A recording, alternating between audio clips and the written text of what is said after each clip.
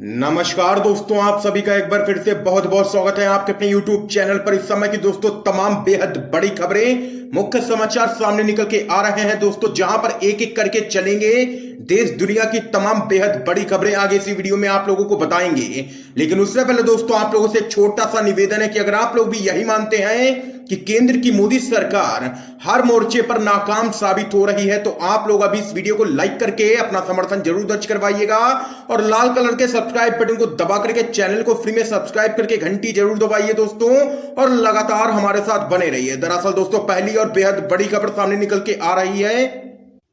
TV debate में चीन विवाद पर संबित पात्रा ने दिया काफी विवादित बयान। कहा ना नेहरू होते ना ये पंगा होता, हुए जमकर के ट्रोल। आप लोगों को बताते चले एलएसी पर भारत और चीन के बीच पिछले कुछ दिनों से तनाव बढ़ा हुआ है। इन सबके बीच बॉर्डर पर उपजे तनाव पर अपने एक बयान के लिए संबित पात्रा सोशल मीडिया में बुरी तरह से ट्रोल हो रहे हैं। लोग संबित पात्रा को ट्रोल करते हुए लिख रहे हैं कि अगर नेहरू ना होते तो आप आज डॉक्टर होने की जगह अंग्रेजों के गुलाम होते। दरअसल दोस्तों आप लोगों को बताते चलें, चीन विवाद पर हिंदी न्यूज चैनल पर एक डिबेट शो रखा गया था। इस शो में कांग्रेस की तरफ से पार्टी के प्रवक्ता पवन खेड़ा थे, तो वहीं बीजेपी की तरफ से संबित पात्रा मौजूद थे डिबेट में। डिबेट के दौरान एक मौका आया जब कांग्रेस के प्रवक्ता ने यह कहते हुए संबित पात्रा को घेरा कि अगर मोदी सरकार ठीक रणनीति से काम करती तो गलवान में जो हुआ वो ना होता। इस पर बीजेपी के प्रवक्ता संबित पात्रा बौखला गए और यहां पर उन्होंने विवादित बयान दिया है और कहा है कि नेहरू ना होते तो ये सारा पंगा ही ना होता। इस पर पवन खेड़ा ने उन्हें सावरकर की संतान कहते हुए बकवास बंद करने को कहा। तो वहीं इस पूरे मामले पर तमाम सोशल मीडिया की यूजर्स ने भी संबित पात्रा को ट्रोल करना शुरू कर दिया और यहां पर उनको लिया है निशाने पर। आप लोगों को बताते चलें, एक यूजर ने यहां पर ट्वीट करते हुए कहा है कि नेहरू का नाम लेकर मौजूदा सरकार की कमियों पर पर्दा नहीं डाल सकते हैं आप। तो वहीं एक अन्य यूजर ने यहां पर कहा है कि संबित पात्रा हर चीज में नेहरू की गलती बताते हैं, इन्हें टीवी डिबेट में बुलाया ही क्यों जाता है। आप लोगों को आगे बताते चलें, एक अन्य यूजर ने यहां पे कहा है, अबे संबित पात्रा जिस चीज पर घमंड कर रहा है वो भी नेहरू की ही देन है। तुमने क्या किया, पहले 5 साल विदेश घूमने में निकाल दिए, इकोनॉमी की ऐसी की तैसी कर दी, शर्म कर। तो वहीं एक अन्य ट्विटर यूजर ने यहां पर कहा है कि संबित सारी शर्म और गरिमा बेच खाई है क्या, आसान नहीं है नेहरू होना, लाख कोशिश कर ले आपके आका मोदी जी। नेहरू बनने के लिए दूरदृष्टि, विवेक और राष्ट्र हित सर्वोपरि रखना पड़ता है, साहेब की बस की बात नहीं है।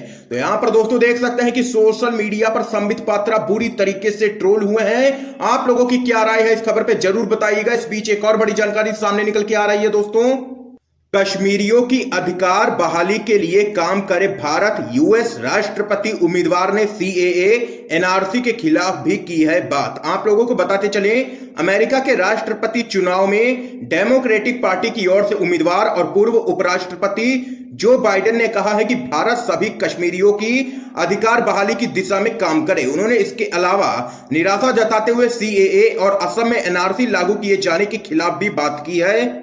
आप लोगों को आगे बताते चले, जो बाइडेन ने कहा कि भारत सरकार को कश्मीर के सभी लोगों के अधिकारों को बहाल करने के लिए आवश्यक कदम उठाने चाहिए। शांतिपूर्ण प्रदर्शनों को रोकना या इंटरनेट बंद करना लोकतंत्र को कमजोर करता है। जो बाइडेन को असम में राष्ट्रीय नागरिक पंजी को लागू करने और उसके बाद वहां जो हुआ उसे लेकर तथा संशोधित नागरिकता कानून यानी कि सीएए को लेकर भारत सरकार द्वारा उठाए गए कदमों से निराशा हुई है।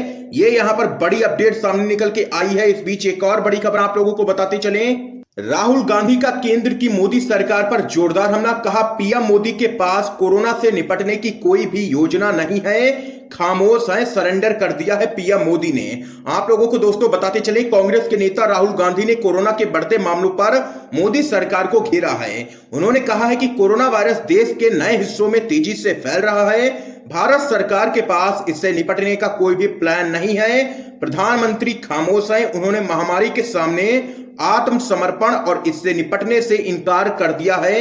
ये यहां पर राहुल गांधी ने जोरदार हमला बोला है पीएम मोदी पर। तो वहीं दोस्तों एक और बड़ी खबर आप लोगों को बताते चलें, महंगाई की मार पड़नी हुई शुरू। डीजल के बढ़ते दाम ने फल और सब्जी के भाव में लगाई आग। लगातार 21 दिन तक पेट्रोल डीजल की कीमतों में इजाफे का असर अब बाजार में साफ दिखाई पड़ने लगा है। ट्रक भाड़ा बढ़ने की वजह से फल सब्जी समेत अन्य जरूरी वस्तुएं महंगी होती जा रही हैं दिन पर दिन। तो वहीं दोस्तों एक और बड़ी खबर आप लोगों को बताते चलें। चीन विवाद को बिहार चुनाव के लिए बालाकोट ना बनाए, चुनावी हित छोड़ राष्ट्र हित में करें समाधान। आप लोगों को बताते चले, काले को सफेद और सफेद को काला करने की कला कोई प्रधानमंत्री नरेंद्र मोदी से सीखे। अरे साहब, मोदी जी के लिए खुलेआम झूठ बोल देना कोई बात ही नहीं है। दूर की बात तो जाने दीजिए, अभी पिछले सप्ताह चीन की लद्दाख में घुसपैठ के मामले में प्रधानमंत्री ने झूठा बयान दे दिया। यह बात जग जाहिर है कि चीनी सेना ने लद्दाख में हमारी सीमा में घुसकर गलवान घाटी पर अपना कब्जा जमा लिया। इस बात को स्वयं हमारे रक्षा मंत्री राजनाथ सिंह और भारतीय सेना के मुखिया स्वीकार कर चुके हैं। ना जाने कितने अवसर पर मोदी जी का झूठ पकड़ा गया, परंतु उनके माथे पर सिकन ही नहीं। अरे लोगों के खाते में 15 लाख काला धन लाएंगे, पेट्रोल डीजल सस्ता करेंगे। अब इन सभी झूठ को 6 वर्ष बीत गए पर वहां कोई फर्क नहीं पड़ता। ऐसे ही नोटबंदी के मामले में ना जाने कितने सफेद झूठ बोले गए। अब झूठ का हिसाब लेने वाला तो कोई है ही नहीं, इसलिए जो चाहिए वह कहिए। और फिर गोदी मीडिया तो है ही ना, प्रधानमंत्री के हर झूठ पर पर्दा डालने को मौजूद, तो फिर डर काहे का। ये यहां पर बड़ी अपडेट सामने निकल के आई है दोस्तों। आइए एक और खबर आप लोगों को बताते चलें। बाबा रामदेव की बड़ी मुश्किलें, जयपुर में उनके और आचार्य बालकृष्ण के खिलाफ एफआईआर हुई है दर्ज। कोरोना वायरस को लेकर देश दुनिया में हाहाकार मचा हुआ है। दुनिया भर में इस मर्ज का इलाज खोजा जा रहा है, लेकिन अभी तक कोई भी सफल नहीं हो पाया है। इस बीच कोरोना वायरस की दवा खोज लेने का दावा करने वाले योग गुरु बाबा रामदेव के लिए मुश्किलें बढ़ गई हैं। अब राजस्थान में बाबा रामदेव के खिलाफ एक बार फिर से मामला दर्ज हुआ है। जानकारी के मुताबिक बाबा रामदेव के खिलाफ राजस्थान की राजधानी जयपुर के ज्योति नगर थाने में मामला दर्ज हुआ है। तो वहीं दोस्तों एक और अपडेट जान लेते हैं। कोरोना के लिए केजरीवाल ने विदेश से आए लोगों को ठहराया जिम्मेदार, कहा इनकी वजह से ही दिल्ली का हुआ है ये हाल। आप लोगों को बताते चलें, दिल्ली सरकार के मुताबिक दिल्ली में कोरोना फैलने का एक बड़ा कारण विदेशों से आए लगभग 35,000 लोग हैं। इनमें से अधिकांश लोग ऐसे देशों से लौटे हैं जहां कोरोना संक्रमण का प्रभाव था। दिल्ली के मुख्यमंत्री अरविंद केजरीवाल के मुताबिक कोरोना संक्रमित देशों से आए केवल कुछ ही लोगों को अन्य लोगों से अलग एकांत में रखा गया। बाकी लोगों से कोरोना का संक्रमण एक दूसरे में फैलता चला गया। तो यहां पर दोस्तों कोरोना फैलने के लिए केजरीवाल ने विदेश से आए लोगों को ठहराया है जिम्मेदार। तो वहीं दोस्तों एक और खबर आप लोगों को बताते चलें। यशवंत सिन्हा ने बिहार की राजनीति में दी दस्तक, नीतीश कुमार पर जमकर के साधा है निशाना। आप लोगों को बताते चलें, बीजेपी के नेता रहे और पूर्व केंद्रीय मंत्री यशवंत सिन्हा ने बिहार की राजनीति में एक बार फिर दस्तक दी है। यशवंत सिन्हा ने पटना में बदलो बिहार, बेहतर बिहार बनाओ नाम के अभियान की शुरुआत की है। सिन्हा ने साफ किया है कि आगामी चुनाव में उनके साथ आए लोग चुनाव लड़ेंगे। इसके साथ ही यशवंत सिन्हा ने बिहार के मुख्यमंत्री नीतीश कुमार पर जमकर के निशाना साधा है और उन्होंने कहा है कि बिहार के चुनाव में अभी बहुत सारा खेल होना बाकी है। इस बीच एक और जानकारी सामने निकल के दोस्तों आ रही है। राहुल गांधी ने कहा, जिन किसानों की फसलों को टिड्डियों ने बर्बाद किया उन्हें सहायता प्रदान करे सरकार। आप लोगों को बताते चलें, टिड्डियों का दल उत्तर भारत के कई राज्यों में तबाही मचा चुका है। टिड्डियों के हमले से सबसे ज्यादा नुकसान किसानों का ही हुआ है। अब किसानों के लिए कांग्रेस पार्टी के पूर्व अध्यक्ष राहुल गांधी ने आवाज उठाई है।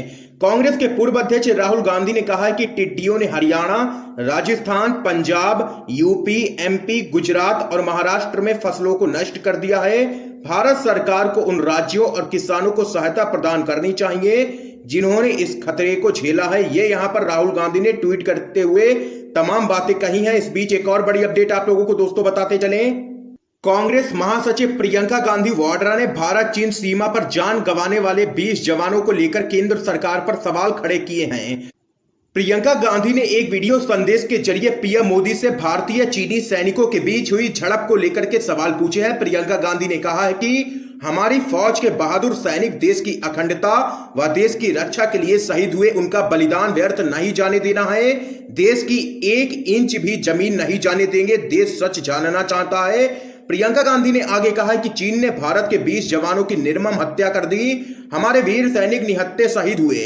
उनकी शहादत हमारे देश के लिए हुई, हमारी सुरक्षा के लिए हुई, हमारी अखंडता के लिए हुई। उनकी शहादत की पीड़ा को उनके परिजन उम्र भर सहते रहेंगे। यह एक ऐसा दुख है जिसे मैं अपने अनुभव से अच्छी तरह समझती हूं। ये यहां पर प्रियंका गांधी ने कहा है। तो वहीं प्रियंका गांधी ने आगे कहा है कि देश के नागरिक होने के नाते हमारी जिम्मेदारी है कि जवानों के इस बलिदान को व्यर्थ ना होने दें, उनकी शहादत का आदर करें। ये यहां पर तमाम बातें कही है प्रियंका गांधी ने। इस बीच एक और जानकारी सामने निकल के दोस्तों आ रही है। चीनी घुसपैठ की खुलकर के निंदा करें प्रधानमंत्री नरेंद्र मोदी, पूरा देश साथ खड़ा है। ये यहां पर कहना है कांग्रेस का। कांग्रेस ने कहा है कि प्रधानमंत्री नरेंद्र मोदी चीन द्वारा हमारे क्षेत्र में घुसपैठ और कब्जा करने की खुलकर निंदा करें तथा देश को बताएं कि कब्जा करने वालों को पीछे हटाया जाएगा। पार्टी के वरिष्ठ नेता कपिल सिब्बल ने कहा है कि भारत की 1 इंच जमीन भी चीन के कब्जे में नहीं जानी चाहिए। अपने क्षेत्र की रक्षा करने के लिए प्रधानमंत्री मोदी के साथ पूरा देश खड़ा हुआ है। सिब्बल ने एक सवाल के जवाब में यह भी कहा है कि उन्हें नहीं लगता है कि कूटनीति और आर्थिक कदमों के माध्यम से इस मामले में सफलता मिलने वाली है।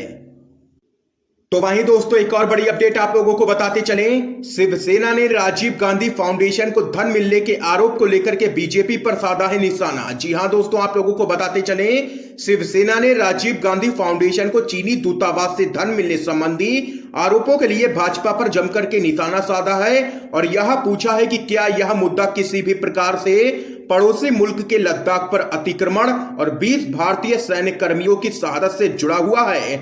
आप लोगों को आगे बताते चले, शिवसेना ने कहा है कि क्या दान लेने के भाजपा के खुलासे से चीन की सीमा पर गतिविधियां रुक जाएंगी।